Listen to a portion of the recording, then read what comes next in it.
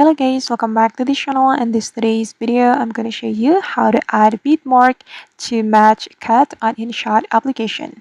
Okay, here I have imported some clips to my InShot project, and I have imported my audio as well to this InShot project.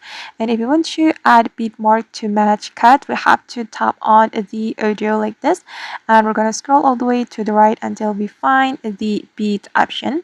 Tap on this beat option, and here we can add the beat mark to our audio. We just need to click on this plus button to add the beat mark, and before we have to play the music to sing the audio beat with the beat mark, and I'm going to demonstrate it to you like this.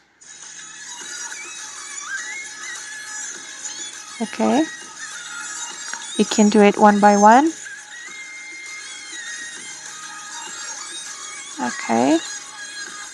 Okay, and I'm just going to stop here. Then we can click on the check mark button after we're done adding the beat mark.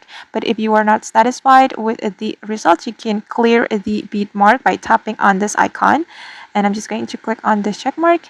And now let's cut the clip according to the beat mark. Okay, I'm going to cut it right here.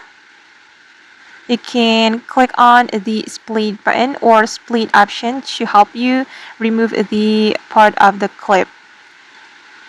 Okay, tap on the split and tap on delete. Place this separator right here and click on split and click on delete. Okay, like this.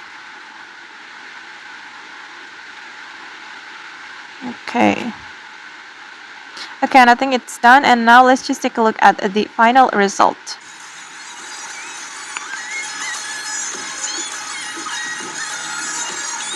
Alright guys, and that's how we can add beat mark to match cut on InShot application. I hope this tutorial will be useful for you. Thank you so much for watching, and see you on the next video.